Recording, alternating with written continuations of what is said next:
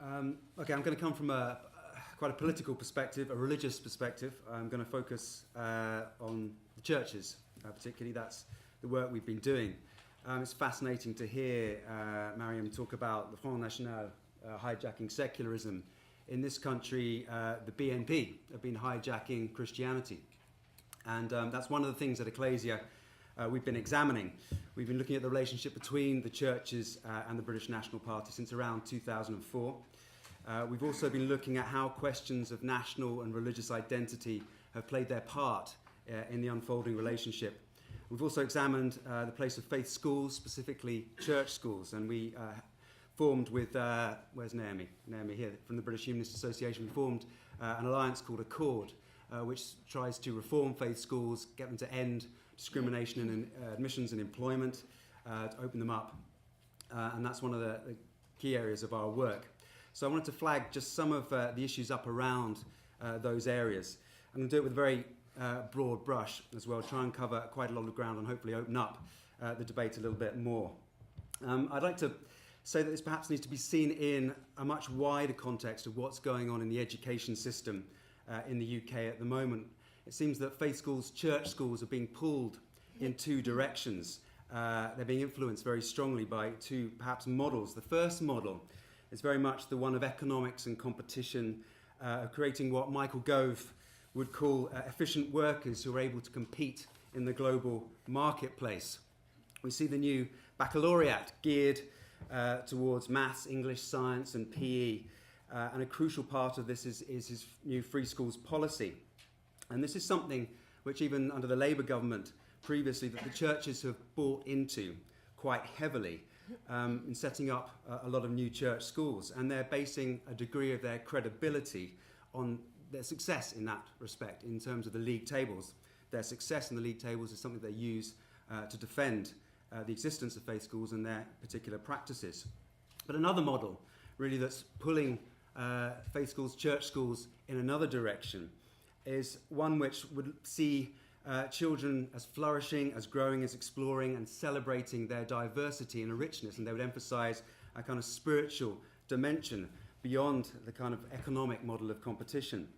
And this is a model which many churches and church schools try to subscribe to. The Church of England recently set up a website called Christian Values for Schools, which sought to unpack what it meant by this rather elusive concept of the Christian ethos, which it uses to kind of justify the existence of church schools. But one of the major problems, of course, that the churches face is that values such as justice and equality, which they list and which they say they subscribe to, are also undermined completely by their admissions and employment policies, which discriminate against children who aren't from church backgrounds and against teachers who don't profess a Christian faith. So they find themselves pulled in these two directions by public policy. Their head is in one place, their heart is in another. I had a meeting, went in with a delegation from Accord just last week to see Nick Gibb, the schools minister. And during the meeting I asked him what would happen if in one's local community your main school is a church school. But if you're an atheist or you're agnostic or you're humanist or someone from another faith background and you don't feel quite comfortable in that context, what should you do? And the answer from Nick Gibb is, well, set up your own school. I couldn't quite believe it, so I did stop and I clarified. I said, hang on, you are saying that the only option for me, if I don't feel comfortable with my local community school, which is a faith school, I have to set up a new school. He said, yes, that is our policy. That is the approach that we're taking. It's clear that the government have very little, if any, intention to change the current practices of faith and church schools. Their response in the context of the big society is you should go away and create something when you don't feel comfortable with what you've got. By implication, set up a humanist school, for example. It should be clear, therefore, that we're heading increasingly towards a more rather than less segregated schooling system, where the emphasis is not that schools should become more inclusive, but rather that people should increasingly retreat into their own ghettos, their own cultures, with other people like them. And this is extremely worrying, not least for faith schools, because already we see in the schooling system social segregation. Stonewall found, for example, that a child is 10% more likely to suffer homophobic bullying in a faith school. faith schools are significantly less likely to have children eligible for free school meals, one of the central measures of deprivation. These stats come from the House of Commons Library. There are 30% fewer children with special educational needs in faith schools. So what does this mean for issues of racism and identity? I think a good report that I've drawn on quite a lot is one by the Institute for Public Policy Research, which tracked the support for the British National Party. And it kind of busted the myth that the BNP are drawing on immigration for their support. Pointed out that 9 out of 10 of the local authorities with the highest proportion of BNP votes had lower than average immigration. The IPPR suggested that instead support for extremism is coming from not knowing the other. In fact, in the boroughs where there was high immigration, where people did know one another, there was less fear and less support for the BNP. It's the alienation, the segregation, the inability to break down the barriers which are the main drivers of support for the BNP and other forms of extremism. So I want to touch on our work looking at the relationship between the BNP and the churches, and also building into issues of religious identity. Since 2004, as I say, we've been looking at a growing trend, which is for the BNP to align itself with the idea of Christianity being somehow white and British.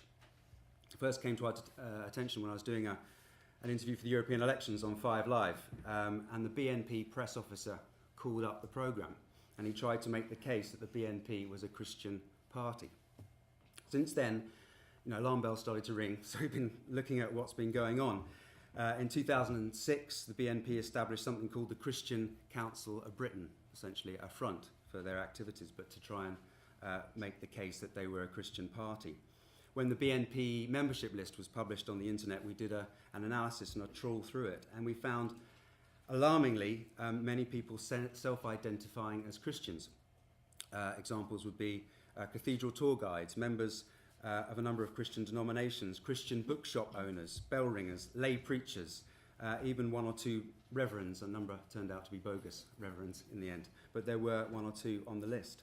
There is now a Christian political party as well, and its leader debated with Nick Griffin at the time of the last general election, and they came to an agreement that their party's views on immigration were pretty much the same. The Christian Party candidate for Croydon Central at the last election was formerly a member of the BNP, and in the Norwich by-election in 2009, the BNP candidate was a self-styled Reverend Robert West. So there's a very worrying and concerning overlap, hasn't really come to public attention, between certain forms of religion and some of the things that the BNP are playing on. I want to caveat it that churches have a very good track record opposing the BNP as well, and opposing racism. But inadvertently, the BNP's developing ideology is something which the churches have perhaps unwittingly been playing into as well.